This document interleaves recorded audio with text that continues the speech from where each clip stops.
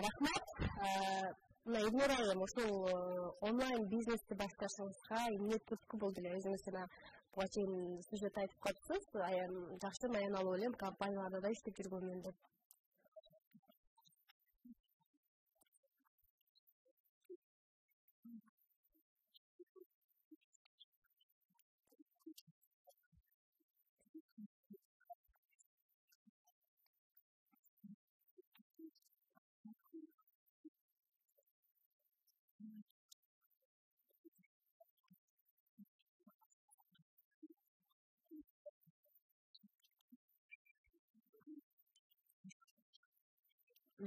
Негизи Баткенде интернет магазиндер эми аз. Бар, бирок аз санда. Анан сиз качан баштадыңыз? Мисалы ошол алгач баштаганда кантип баштадыңыз? Эмнелер керек болду дегендей.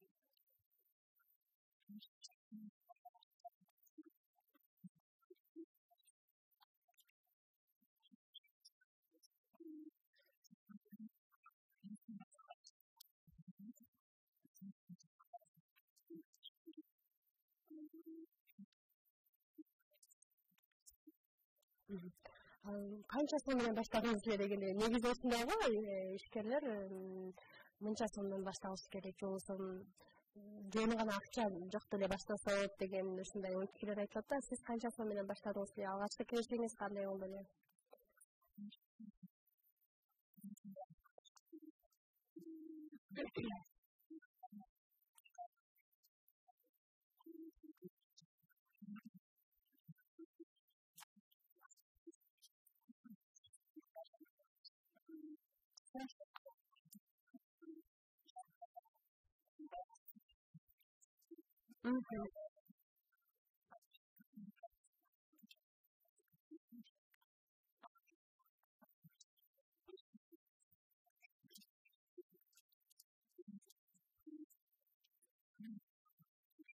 Сага чейин соода саттыкын алектенген белеңиз негизи?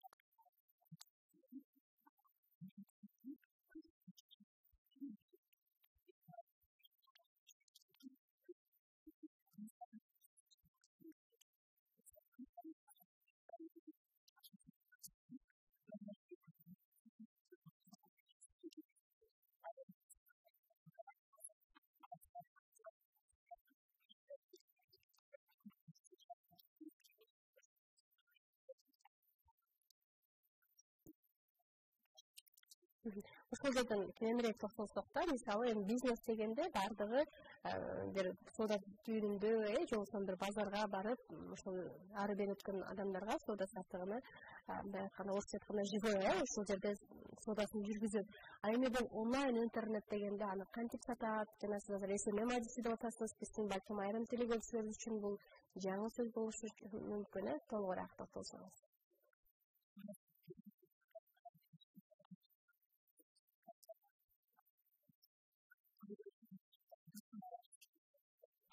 İşlenip işlemde yok.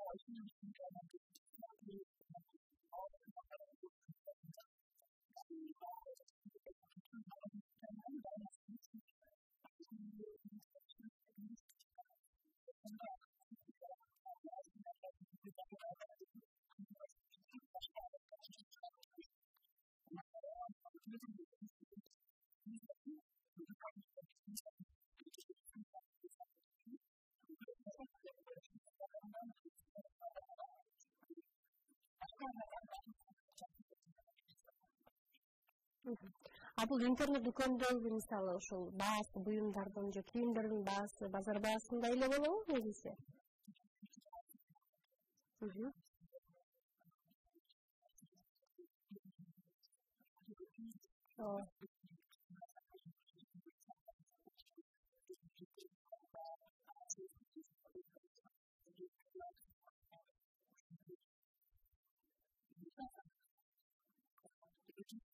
Жана жеткирүү кызматы бар деп. Мисалы, сизге кайсы жактардан буйрутма түшөт? Аны сиз кантип жеткиресиз?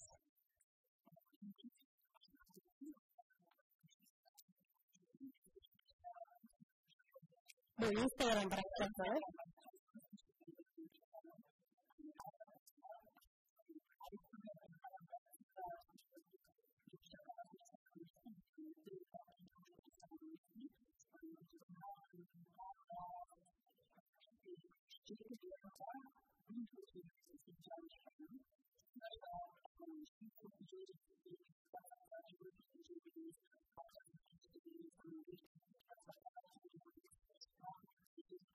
Негизи жеткирүү акчасы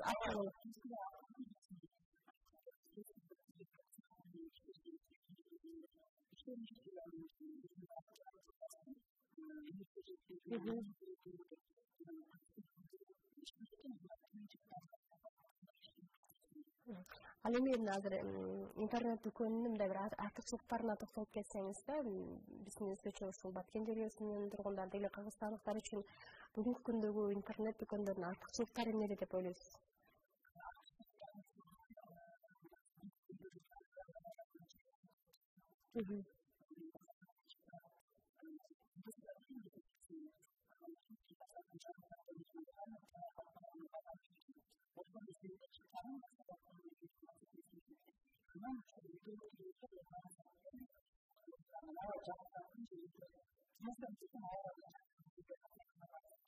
Онлайн содакасы.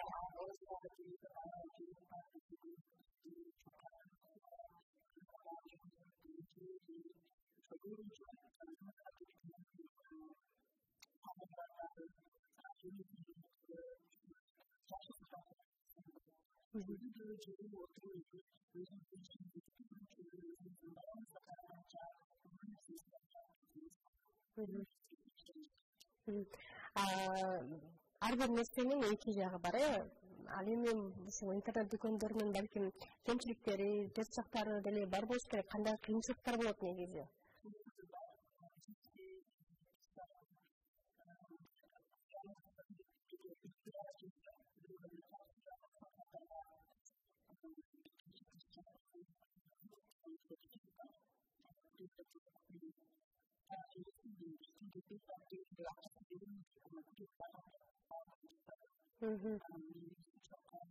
Алга койгон учурлар дагы болот экен да.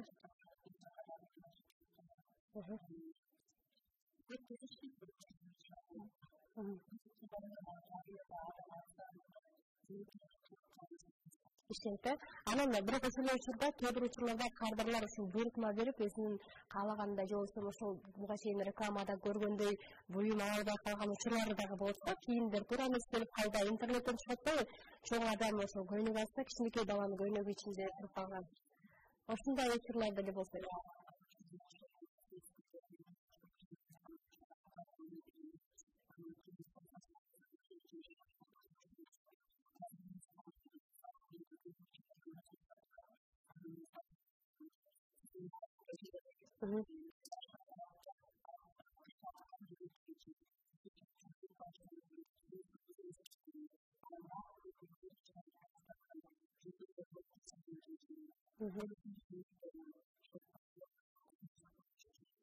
Ал Элнура азыр сиз айткандай бүгүнкү күндө баласын кармап, балким декретте көргөдө отургандар же болбосо жумушу жок, жумушсуз биздин кыз келиндерибиз бар.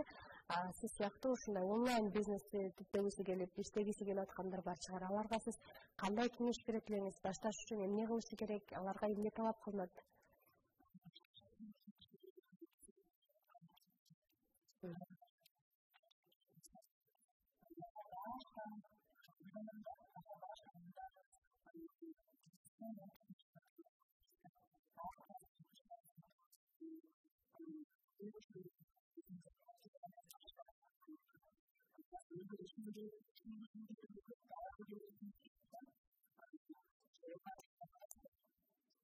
Мисалы бүгүнкү күндө үйдө отура эле акча тапсаң болот, же болбосо кандай оңой акча тапсаң болот деген көп жарнамалар.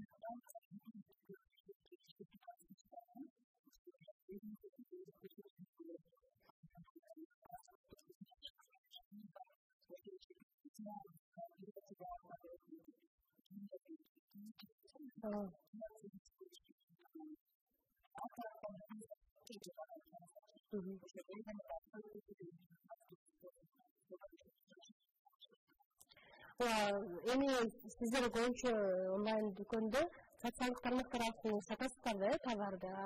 Бүгүнкү күндө социалдык тармактарды колдоно албай же болбосо иштеткенди билбегендисин жарандарыбыз да бар да. Демек биринчи ошол интернет иштеткенде анан социалдык тармакты пайдаланганды билиш керек турбайбы, биринчи кезекте?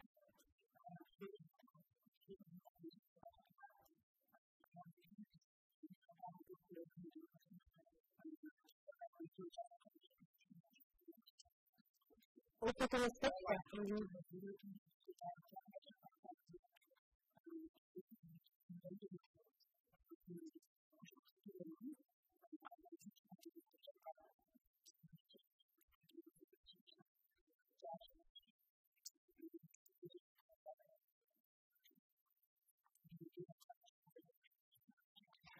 Демек сиз ошол өзүңүздүн билимиңизди, тажрыйбаңызды башкалар менен бөлүшүп аткан турбайсыз да бүгүнкү күндө?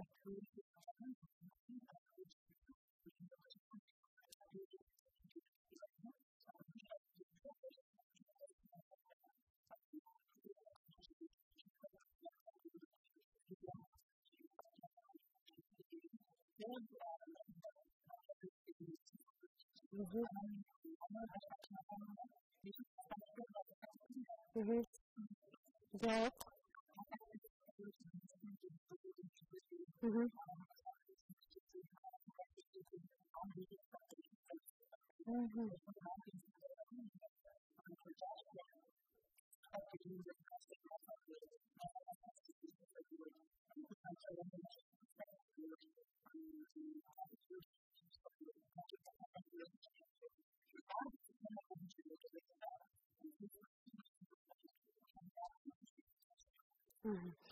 Адатта айрым сөздөрүңүз мен үчүн тааныш болгон жок, анткени мен бул тармакты интернет дүкөнүн билбейм адатта.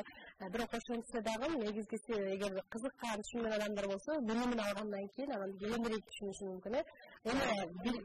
Негизи билим алуу, ушундай бир өзүнчө курстарга катышуу же болбосо ушундай бизнес баштоо бул деле аялдардын өзүн өзү өнүктүрүүсү болсо керек, өзүн өзү издөөсү болсо керек. Кээ бир учурда болот ушунчалык курстарга катышасың, бирок өзүңдү таппайсың, өзүңдү өнүктүрө албайсың, ушундай учурлар болот да. Мындай учурда сиз бир аз адис катары эмне деп айтар элеңиз?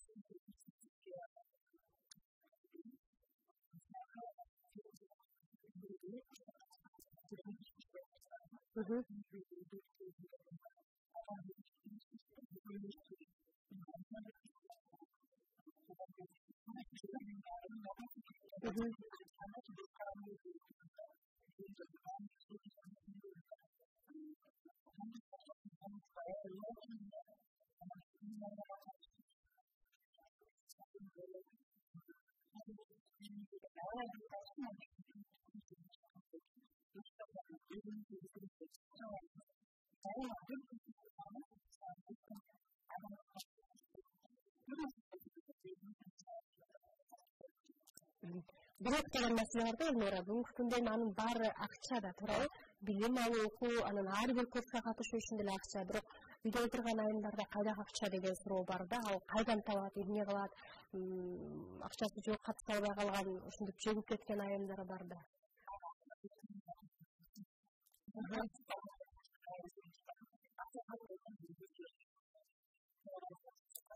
Демек акча бар.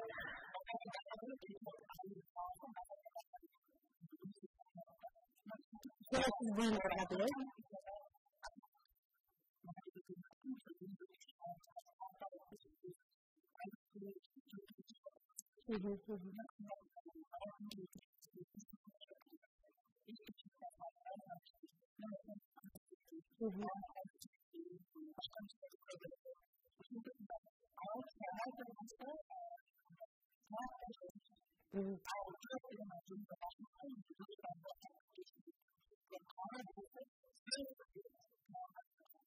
демек бул жерде үй бүлөлүк дагы колдоо керек турбайбы, Эльмира, мисалы, эгерде сыр болбосо, анын ошол интернет дүкөнүндө иштөөнүн мисалы кирешесини балким айта кетсеңиз болобу, эгерде сыр болбосо. Сиз айтып атасыз, ал жерде атайын упаковка кылабыз, жеткиребиз, аны сиз алдыртасыз да, туурабы? Башка жактан эми барада бир аз чыгымдары да көп болуп кеткен. Негизи пайда жагы боюнча да сүйлөшсөк, киреше булага.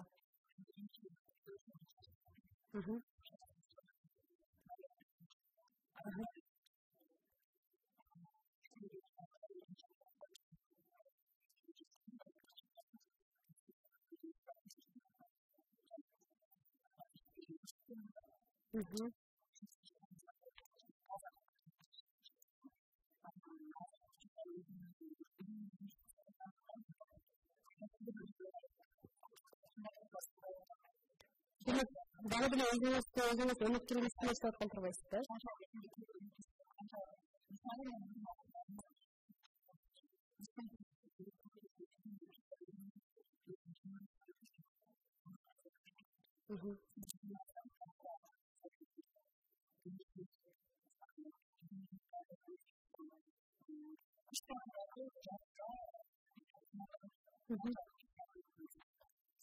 Тажрыйбаңыз ашат экен.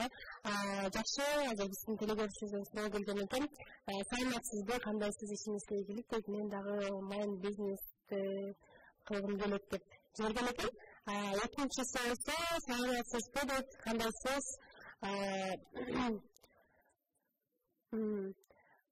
Бизнесим бар деп, бирок сата албайм деп жазган экен.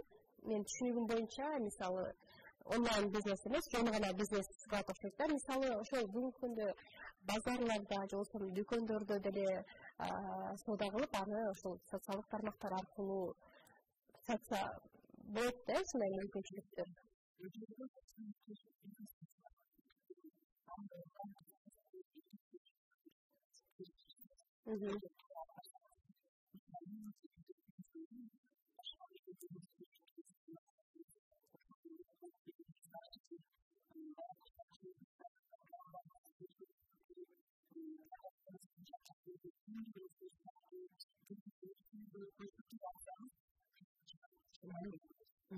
Эльмира, карасаңыз, элдин баарын биз ошол онлайн бизнес ачууга үндүп жатабыз да, өзгөчө ошол үйдө отурган эже сиңдилерибиз. Анан эгерде алардын баары бүгүнкү күндө ошол онлайн бизнес ачып, баардыгы ишкер болуп кетсе, аны ким алат, атаандаштык кандай болот дегендейчи?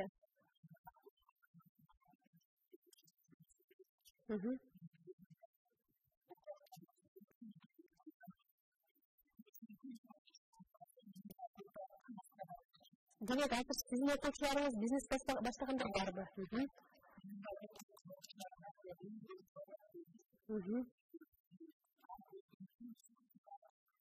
Ал жерде арканайбыз да.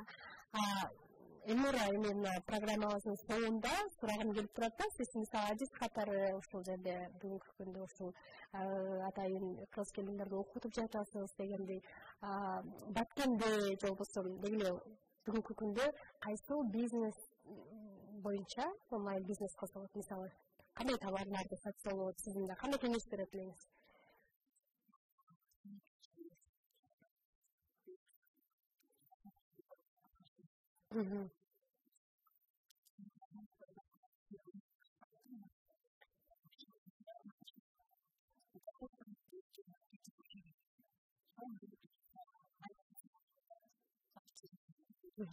Бүгүнкү күндө урукты онлайн жеткирген жок болуш керек, мен билгенче барбы?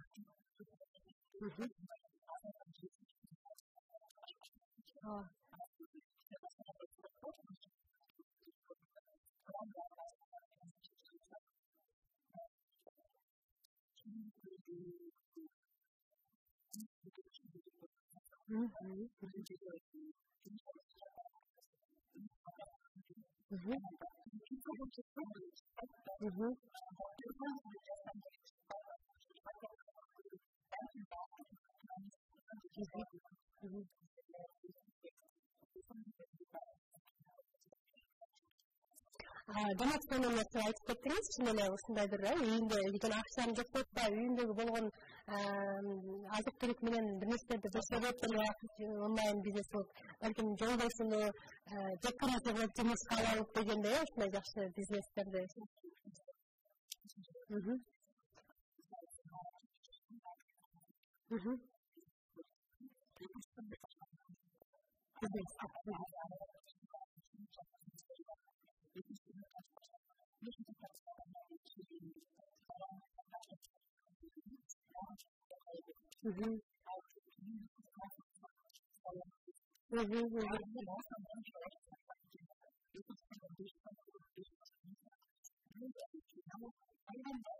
Самсы сатып баштагандырсызчы?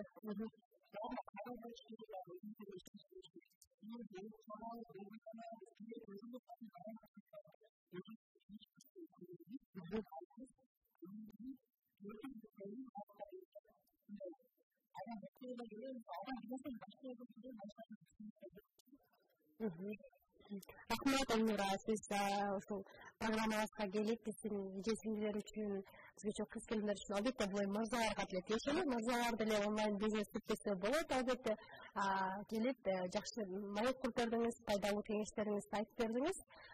Рахмат сизге. Анан балким соңунда мен телегөчүр сурабай калдым деп балким окугусу келип аткандар болушу мүмкүн. Сизге кантип тапсалат? Социалдык тармактагы байланышыңызды айтып койсоңуз болот.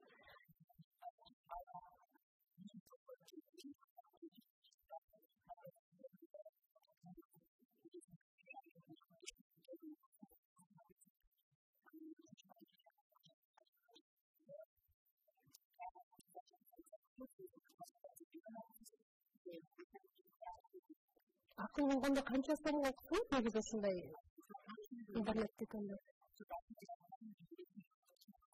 Канча убакыт окуйсуңуз?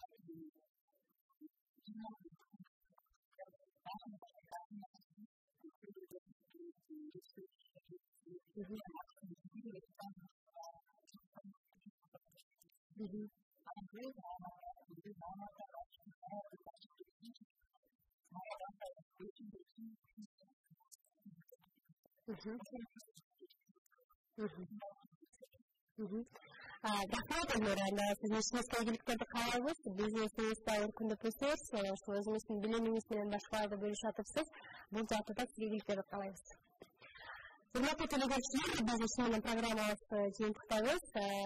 Бүгүн Үргүзар студиясынын таңкы берүүлөрүндө биз онлайн бизнес же болбосо интернет аркылуу соода жүргүзүү мына ушул теманын алкагында сөз кылдык.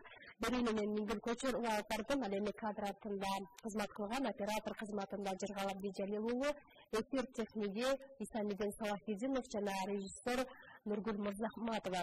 Мен бардык кесиптештериме ыраазычылык айтамын. Ал эми биз менен бирге болгон телегөрүүчүлөр сиздерге да кубанычтамын. Биз менен чогуу болгонуңуздарга рахмат. Аман туруңуздар, ден соолук болуңуздар. Эч качан оорубаңыздар.